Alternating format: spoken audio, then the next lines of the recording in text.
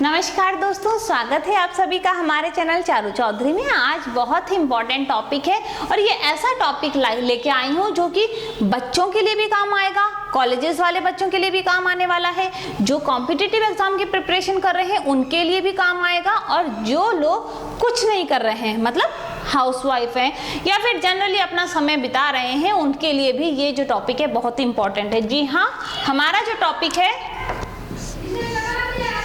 वो है percent. Percent नाम तो आपने सुना ही होगा। कहा जाता है कि कोई बच्चा कहता है मेरे 75% बने हैं, कोई कहता है 95% बने हैं, कोई कहता है 35% बने हैं, या फिर कहा जाता है कि कोरोना जो है उसकी वैक्सीन के 50-50% चांस है निकलने के। तो कोई कहता है कि फरवरी अप्रैल तक 90% चांसेस हैं कि कोविड की वैक्सीन निकल जाएगी। तो ये परसेंट क्या है? मेनली ये जो है हर जगह हमको परेशान करता रहता है, परसेंट। एक दो मेथड जो है बहुत ही सिंपल तरीके से मैं आपको यहाँ जिस वीडियो में बताने जा रही हूँ। सबसे पहले हम समझेंगे परसेंट होता क्या है। देखिए यहाँ पे ये दो शब्दों से मिलकर बना है, पर सेंट। पर का मतलब होता है प्रति। देखिए अब आप एक शादी में जा रहे हैं, उस शादी में पूछा है आपसे किसी ने कि 100 लोगों को हमने बुलाया है, कितने गुलाब जामुन बनवा लें? तो आप कहते हैं कि 2 गुलाब जामुन पर पर्सन मंगवा लो। 2 पर पर्सन मतलब एक जने के लिए 2 गुलाब जामुन, तो 100 लोग हैं तो कितने हो गए? 200 गुलाब जामुन बनवा लो। बिल्कुल ये वही प्रति है पर पर्सन के लिए जो हम यूज करते हैं, पर मतलब प्रति। और सेंट क्या है? दूसरा है, ये तो पर हो गया, दूसरा है सेंट। ये किससे मिलके बनाए? आपने सुना होगा विराट कोहली ने तो कल सेंचुरी लगा ली। अब ये सेंचुरी क्या है? 100 रनों के समूह को कहा जाता है। बिल्कुल ये उसी से संबंधित है, सेंट यानी 100। प्रति 100 मतलब अब यहां पे आपको कहा जाता है कि आज बारिश होने के 25% चांसेस हैं। तो क्या हो जाएगा? 25% चांसेस का मतलब क्या हो जाएगा? 25/100 मतलब 100 में से 25। अभी आपने ये भी देखा होगा ना, जब कभी आपकी ने अपनी कॉपी देखी होगी, मतलब आपके सर टीचर्स वगैरह ने चेक की होगी, तो आपको क्या करते हैं 100 में से मान लीजिए वो अंक देते हैं, तो आपको हमेशा ऐसे ही देते होंगे ना। 100 में से मान लीजिए आपके आए हैं 85 मार्क्स, तो वो हमेशा ऐसे ही देते हैं ना, 100 में से 85। तो क्या बने? आपके 85% बन गए। तो ये तरीका है। अगर आपको कहा जाता है 76% मतलब 76/100, 100 में से 76, तो ये होता है परसेंट। ठीक है, अभी मैं आपको बताती हूँ, इस तरीके से क्वेश्चन आने वाले नहीं है। कैसे क्वेश्चन आएंगे मैं आपको बताती हूँ। देखिए सबसे पहले सिंपल तरीके से हम देख लेते हैं। मान लीजिए आपके पास क्वेश्चन आता है 30% ऑफ 40 का 30%। तो आप कैसे करेंगे? आप जैसा करते हैं मैं बताती हूँ। लोग ऐसा करते हैं 40 लिखेंगे, फिर इंटू करेंगे, फिर 30 लिखेंगे, फिर नीचे 100 लिखेंगे, फिर एक 0 से एक 0 काटेंगे, फिर दूसरे 0 से दूसरा 0 काटेंगे, फिर 4 में 3 का गुणा करेंगे और 12 आंसर लाएंगे। ये मेथड बिल्कुल गलत नहीं है, परंतु अगर आप कॉम्पिटिटिव एग्जाम की प्रिपरेशन कर रहे हैं तो इतना लंबा आप अगर करते हैं तो आपका बहुत सारा समय खर्च हो जाएगा। तो यहाँ पे मैं आपको एकदम इजी सा मेथड बताऊंगी जिससे कि आप फटाक से देखते से ही प्रतिशत निकाल लेंगे। देखिए यही आपके पास में अगर क्वेश्चन आता है तो आपको क्या करना है, नीचे 100 है और 2 0 अगर आपको नजर आ रहे हैं यहाँ पे भी और यहाँ पे भी प्रतिशत में, तो इन दोनों 0 को आप देखिए ही मत काट दीजिए, क्योंकि परसेंट में हमेशा बटे 100 होता है, तो वो 100 से दोनों 0 कट गए। अब आपको क्या करना है, बस ये दोनों संख्याओं की डायरेक्ट गुणा कीजिए और 12 आपका आंसर आ जाता है। कुछ भी आपको ज्यादा दिमाग लगाने की जरूरत नहीं है। नीचे दोनों तरफ 0 है तो आपको क्या करना है, दोनों संख्याओं का गुणा कर लें, जो भी आया है वही आपका आंसर है। एक और एग्जाम्पल देती हूँ।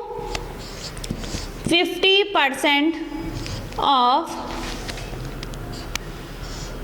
70। अब आपको क्या करना है, इन दोनों का गुणा कर लेना है। 7 × 5 = 35 और 35 आपका आंसर आ गया। अब आपको अपने मेथड से भी सॉल्व करना है। अगर आपको तसल्ली नहीं हो रही है कि आंसर सही है कि नहीं, तो आप देख सकते हैं 70 × 50/100 और ये दोनों काटे और 35 आपका आंसर आ गया। तो अब आपको समझ में आ गया ना कि कितना सिंपल तरीका है। अब देखते हैं, ये तो अच्छी बात हो गई। चलो एक बात समझ में आ गई, दोनों तरफ 0 है तो आपको बस सिंपल गुणा करना है। अगर आपका प्रश्न ऐसा आता है 30% ऑफ 25, अब यहाँ पे देखिए आप क्या करेंगे, 25 दूनी 50, 25 × 75, तो ये आपका आंसर सही है क्या? जी नहीं, ये आपका आंसर सही नहीं है। क्यों नहीं है? क्योंकि यहाँ पे केवल एक ही जगह 0 है, दूसरी जगह तो 0 है ही नहीं। तो अब आपको क्या करना है, एक 0 से एक 0 कटा और एक 0 जो बचा है तो एक संख्या छोड़कर बीच में यहाँ पे पॉइंट आपको लगाना पड़ेगा। 7.5 इसका सही आंसर होगा। ठीक है, तो जहाँ पे दोनों तरफ 0 है वहाँ पे तो आपको काट देना है और जो गुणा करेंगे वही आपको आंसर मिल जाएगा। जब एक तरफ 0 है और दूसरी तरफ नहीं है तो आपको क्या करना है, एक जगह एक पीछे का छोड़ के पॉइंट लगा देना है उस 0 के बदले में। यहाँ तक आपको बात समझ में आ गई? दोनों तरफ 0, एक तरफ 0। अब मान लीजिए क्वेश्चन अलग ही आ जाता है, 65% ऑफ 90।